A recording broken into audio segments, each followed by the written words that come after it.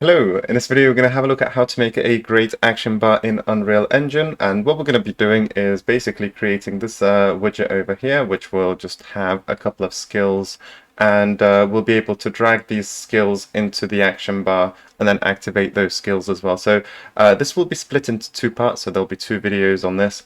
In the first one we'll look to create these widgets, and in the second part, we're going to be looking at the drag and drop functionality on how we can sort of synchronize the skills from here onto the action bar. We'll also be able to drag the skills from the action bar to other slots and out of the action bar to remove those skills as well. So that's going to be the scope over the two videos. So let's get started. As usual, all of the steps to reproduce this are available on this post, so do bear in mind that I'm using this asset pack to help me with the UI. Obviously, you don't need to have the same asset pack. We're actually going to be looking at the generic functionalities here, so what do we do when data is passed across the widgets. So you can use your own asset packs if you like. Obviously, these asset packs only implement the design features, which is great. And the actual logic is what we're going to be implementing here. So what we'll do is we'll start with a quick demo and then jump into the blueprints. Okay, so what we're going to do is we're going to log into our character, and you'll see that we now have this action bar at the bottom. And if I click K, I've got this skill window pop up, so I'm able to drag and drop this. We've covered this in a separate video. I can share the link for that as well. And so yeah, we basically have these little widgets inside which represent the skills. So we'll be able to control the title here, the icons for the skills, the skill effects. So obviously you can control what they say here, and then the skill description as well. And then in the second video, we're going to be looking at how we can then drag these skills onto the action bar and move them around as well. So that's what we're going to be covering in the second part. So they are actually integrated with the backend, so the skills are still in progress, but you'll be able to see if I click, for example, to activate skill 1, I'm going to do some processing and then heal myself, right? So after a short delay, I'm going to heal my character. So there's some casting involved and things like that. So that's out of scope for this one, but it is something that we'll cover in the upcoming ones as well. So perhaps we'll get started with the skill book widget first. So this is the one that contains all of the character skills. And if anyone's familiar with web design, so UI technology like React Native and things, this actually follows very similar conventions here. So essentially what we have is this widget, which will have this component for skill list, and then we'll dynamically add the skills inside this window. So very similar to front-end technologies. Previously, I've also integrated this title bar, which allows me to then drag and drop this window around my screen as well. But for now, we'll just focus on the skill list. So what I have inside this widget, there's basically not much going on, but I have this add skills function, which basically will take this array of skills, and for each one, we're going to be creating a new widget called the skill book item widget.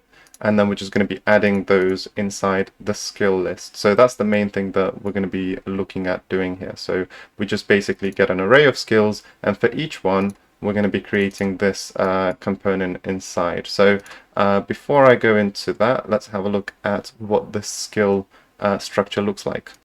Okay, so I've got these models over here, and if I just double click it, this is the representation for my skill currently. This will very likely change in the future. Potentially I'll add new items in here. But what do I have? I have the skill name, the description, and then the derived effects of that skill. So those are the main things that I need right now. So those three components. Some of these other ones will be useful later on. For example, cooldown, cast time. I'll want to obviously display those as well. But for now, let's just focus on those three, and you'll sort of understand how to add new variables in as well. Okay, so let's have a look at the skill book item widget, which is what we're going to be dynamically creating from the skill book widget. And we're going to be using this widget to sort of represent all of our skills, right? So for each skill, we're going to create this widget, which will give us all of the information about that skill. So what do we have right now? The first thing is the skill name. So this is the skill name or title. We're also going to have an icon representing that skill. We'll be showcasing the derived effects, so there could be multiple here, and we'll also show the skill description as well. So if you want to add new components in here, obviously like design it as you like, add new components, and we'll look at how you can route them inside the graph. One simple way to route them is actually via this binding, but I've actually just put them on a constructor because I know they're not really going to change, right? So as soon as you create this component, i.e. construct it, we're going to just basically assign those variables, and we don't need to worry about them changing, right? But it's up to you. You can always bind these properties to variables instead. So the first thing that you're going to want to do is make sure that these components that you're going to be modifying, they are set to is variable. So you can see that I've given the components a name, and then I also tick this box for is variable. So I want to make sure I do that for all of the components that I will be modifying. So this one is actually added just as a representation. I'll be actually adding inside this derived list, and this is because this is another dynamic component. So some skills can have multiple effects, so I'll want to add these dynamically, essentially, right? And again, you've got the description box, so it's set to is variable as well. Okay, so once you've set all of these components as is variable, we can go inside the graph, and you can see that on event construct, what we're going to do is then set the title, populate the derived list of effects, set the description, and then update the skill icon as well. So let's have a look at those. We'll perhaps begin with the title. So let's see what we do. All we do is grab the skill variable that we have in here, and then extract the name component from it, or the name variable, and then simply update the title component with that text. So really trivial here. And the way to achieve that is to make sure that we create this skill structure, which we know has all the information we need, and simply expose on spawn, right? So that when you're creating this widget, you also populate this skill variable, and then from there you basically have all the information you'll ever need to then populate this entire widget. So you can see the parameters that the skill contains. So you'll have description, the derived components, requirements, cooldown, etc. So all of this is defined by yourself, so you can basically populate whatever parameters you need inside your skill, and then you'll have access to them inside this component. And then let's just go back to the skill book widget to see this in action, right? So inside the skill book widget, we have the function to add the skills, so you can see an array of skills, and then for each one, when we're creating this skill book item widget, we're actually providing it this skill structure containing all of this information. So this is what you need to make sure you do when you're creating this widget, to make sure that it has all of this information that you need in order to construct it. Okay, the next easy one is the set description. So let's have a look at how that one works.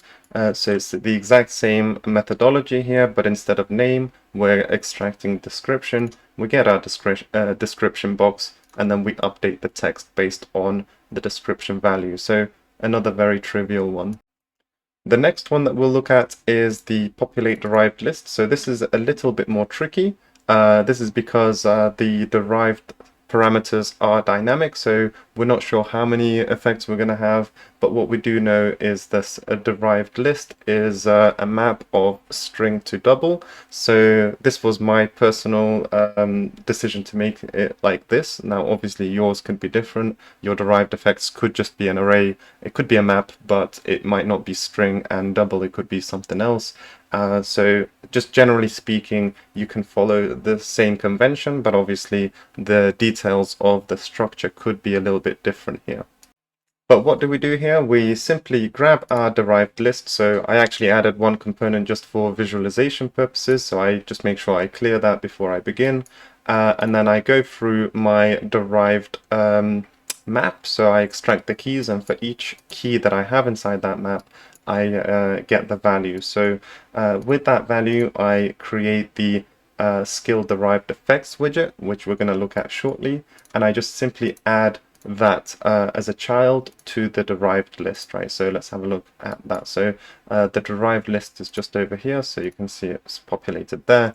And then every time I add a component, it'll add something that looks similar to this into it. So let's have a look at what this looks like. So you can see the skill derived effects widget is a very simple widget. It really just has this text box. I simply wrapped it inside a size box. And what we're going to be doing is modifying the text on this. I also changed the color as well, so you can see that you can customize it as you like. And yeah, let's just have a look at what we have inside the graph. Okay, so we essentially have these two functions over here. So the first one is get expected text. So this is going to be what we populate the text box with. So this one over here. So again, we make sure that this is set as is variable. And then we will basically combine these two variables. So the first one is effect, which has been exposed on spawn, and also the damage variable, which is a float exposed on spawn. So we simply append them. So I put like some semicolon and a space there.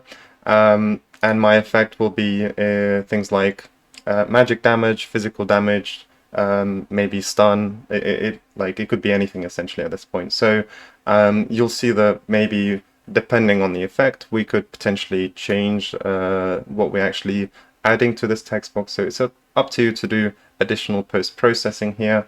I try to keep it relatively simple by simply appending the two parameters together and then setting the text box content to this parameter. The other thing that I wanted to do is modify the color of that text. So you can see that I've basically created two parameters. Now there's many ways of doing this. I created a vector to represent a green color. So this is RGB essentially. So for example, green is on 0.97 and there's a little bit of red and blue here. And in a similar fashion, I defined the red color with this red color parameter. So what I've done is basically if the damage is larger than 0, I'm going to basically draw it as a red color. And if it's less than 0, it's essentially a heal. I'll just draw it as a green color. Now, this is super simplified. Very likely I'll be changing these functions in the future. But for now, I just wanted to show that you can really modify how you draw all of these widgets together.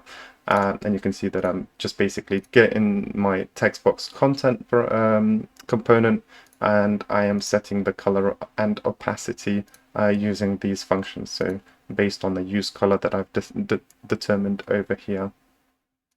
Okay, and now we can go back into the skill book item widget, and you can see that we are populating the effect as the key from our derived effects, and then the damage is the value, right? So you can see it was a map of string and floats. So the effect is the key, which was the string, and then the damage is the value. So trying to keep it relatively simple, like I say, and we're just adding that as a child. So this one essentially completes the adding of these derived effects over here. So the last thing that we've got to look at in this component is the icon. So let's have a look at how we do that.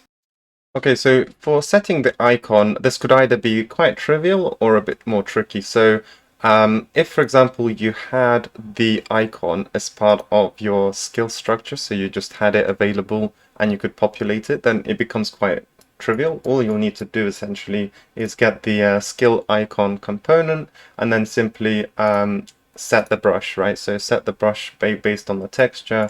So here I can create the texture from the component, but I'm going to make the assumption that you don't have that. So for example, similar to me where I didn't have this data readily available, what I actually do is get it from a data table. So I'll basically show how you can sort that out. So what we're going to do is create a new data table which will contain the icon information based on the skill name.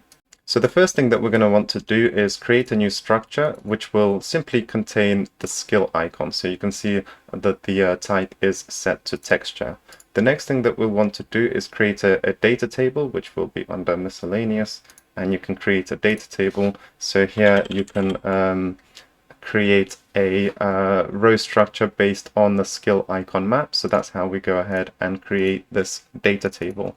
So inside here, I only have 2 rows here because I've just created the 2 skills, a fireball and a basic heal. And essentially what we're going to do is create new entries to map out our skill names to a skill icon. So for example here, let's say that I want to, let's just take a random icon here, and I'll give it a new name. So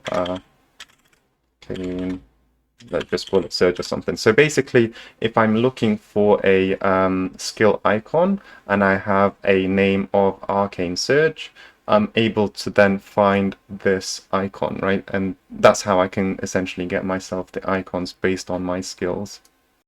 So now that we have this data table available, let's go back into our skill book item widget, and inside the function for set skill icon, let's have a look how we're going to do this. So the first thing that we do is grab our skill and we just check, do we have the skill name populated? If we don't have that populated, we're simply just going to hide our skill icon component. Now, if we do have it populated, the first thing that we'll want to do is remove the spaces from our name. So this is because this data table, you can't have spaces inside the row name. So that's why we're just going to remove those spaces. So for example, basic heal, normally I would have a space there, but I've removed it here. Now, you can actually just use a skill ID instead of a skill name.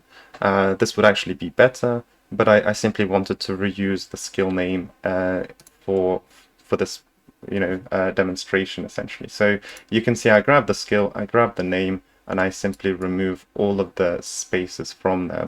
The next thing that I do is get the data table row, and then I simply select the data table here. So you can see I grab the name and I put that into the row name, and out I basically get this skill icon map, and then I can simply extract the skill icon from it. So I actually cast it to a texture 2D, and the reason for that is so that I can override these width and height parameters. It's not going to make a difference in this part because this is actually inside a size box, which will always auto size it for me. But in the next part, I'm going to be essentially doing a drag and drop, and I will be providing this texture 2D in its raw form, and it will basically take these parameters for the width and height, so it will be important.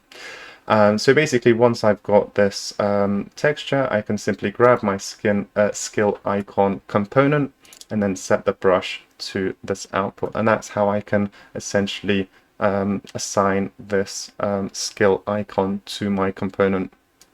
Okay, so we've basically now populated all of the variables that we wanted to inside this skill book item widget. So we've got the name, we've got the icon based on name, we've got the derived effects, and we've also got the description. So now when we create the skill book widget, all we need to do is provide it an array of these skills, and it will auto create these widgets inside it to represent those skills. And you can do that inside your character blueprint or wherever else. So next, let's have a look at the action bar. So the action bar widget will specifically focus on this horizontal box. So you can really create just simply this horizontal box, and what we'll do is create these child components inside there. So we'll always have 10 in this case, but perhaps you have fewer, maybe you have 4, 5, I'm not sure. But it's generally a static number here. So here I've got 10 of them, and in a similar fashion what we do is create these widgets separately. Okay, so let's have a look inside this action bar skill widget. So there's 2 main things that we want to populate here. The first one is the skill image, and then the other one is this keyboard shortcut. So this is the key that you have to click in order to activate this skill. So it's actually static on this widget, but obviously it's dynamic inside this one. So let's go inside the graph and see what we have here. So The mapping key, so this is the one that we've just looked at, we can simply control it via expose on spawn, so that when you're creating this widget, you essentially control what this mapping key is, and it will simply directly correlate to this label. So it's actually, you can see it's bound to the mapping key. So potentially in the future, I might make it dynamic so that I can modify it runtime, but that's not the case right now. Okay, and the next thing that we'll look at is how we populate that skill image, and it's actually using the exact same technique. So set skill image, and you can see it's effectively copied and pasted. So I might actually extract this into a separate helper method so that I don't need to duplicate this code, but essentially you can see I grab myself the skill, which is also exposed on spawn. So when I create this action bar skill widget, I get myself this reference to this skill, and then again, if the name is empty, I hide the skill image. If I have it populated, I do a lookup against the data table, and then when I find the skill icon, I make a brush from texture, and then I set the skill image. So this becomes really trivial here. I'm essentially just populating the image and the mapping key, and then that's my component complete here. In the future, I may also add things like tooltips so that when your mouse hovers over the skill, I'm going to give it some additional data, maybe the description, maybe the damage, derived effects. That's not in scope for this moment. Okay, now that we've defined these action bar skill widgets, we can go back to the action bar and see how we control their parameters. So inside this horizontal box, we create a bunch of these action bar widgets. So for example, the mapping key on the first one is set to 1, the second one is set to 2, third one 3, etc. Right? So that's how we control what the text in these little boxes say. And then on the first and the second one, I also provided a skill override. So at the moment, I'm not persisting this action bar. So when I log in as a player, I can basically control and modify the action bar, but it doesn't actually persist it in storage right now. So this is something that I'll do later. But once I've got the persistence in place, I'm just simply going to load them and put the values into these overrides. But for the time being, for example, I grab myself the skill name and I put it into the first box. And that's how I can link the skills together. I just need to provide the information inside these skill parameters. And the second one is set to fireball. Okay, so now that I've configured the icons and things like that for these action bars, the next thing that I want to do is actually activate them. So the way I've done this is inside the action bar widget itself. I have created a new graph just to separate this logic out. It's called input action mapping, and inside here I basically load all of my input actions. So for example, I've got a bunch of them created from a 1 to 10, and for each one I'm going to grab my action component, extract the skill which is currently associated to it, and then I'm going to send the skill request using my actions component. So I created a new component essentially which I've associated to my characters, and that will have context about things like the target selected and things like that.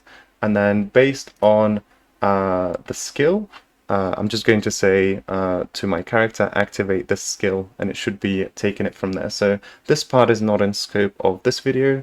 It's just mainly how do we reference our action and activate it based on certain events. So in this case, input action 1. Okay, so let's have a look at how we create these input actions in the first place though. So they're actually done via these input action mapping contexts. And in order to create them, we'll first create the actual input actions first. So when you right click and you go into input, you're able to create these input actions. So you can see I've got input action 1 through to 10. And once you've done that, I keep them as default. So digital bools is fine. And then inside the input actions, I can create a mapping context. So to do that, input mapping context. And this is where you'll assign them the key bindings essentially, right? So I select input action 1, and then I bind it to the key 1, action 2, bound to key 2, etc. Right? So you can see I've done that through 1 to 10. And once you've done that, you just need to make sure that you've actually registered them. So I've actually registered them inside the actions component, but you can do that through other blueprints as well, like your character blueprint and things like that. So I've got an event for register actions input. So you can see I get my player controller, get my enhanced input local player subsystem, and then add mapping context. And you can see the mapping context is that action bar actions. So this one over here. So once you've done that, that's when you've actually registered these input actions and you can start using them. So that was basically it. I'll just quickly reference it being used inside my player canvas widget. So this is the widget that I'll have all of the players' boxes referenced essentially. So inside here, I've now added the skill book widget, and also I've got this action bar just over there as well. And in order to add that to your viewport, so I've got a HUD. So you create the player canvas widget and then add to viewport. So you can do that through other means. I've done it inside my HUD, which is the probably the better way of doing it, and you can override it inside your game mode as well. So inside your game mode, so you can see that I've got my HUD class defined as main HUD, and then you just need to reference this game mode inside your map as well. So yeah, that's it for this video. In the next one, we're going to start giving it the drag and drop. So I'll just again quickly showcase these two widgets. So here we have the skills. So again, we're just creating these widgets inside there, so we can have as many skills here as we like. It's inside this scroll box. What we're specifically changing here is the skill name. So in this case, Fireball. We load the image or the icon based on the skill name. So we do that from the data table. We get these derived effects from the skills dynamically, so it could be multiple, and then we're just going to be adding those into this list over there. And we also load up the skill description, so that's how we populate this description here. Inside the action bar, we simply load the mapping key, so it's 1, 2, 3, 4, 5 up to 10. And we also load the skill icon, again based on the name. So that's what we've covered in this video. And again, in the next one, what we're going to be doing is enabling this feature of dragging the skills from the this skills window into our action bar. So all right, thanks, and I'll see you next time. Bye.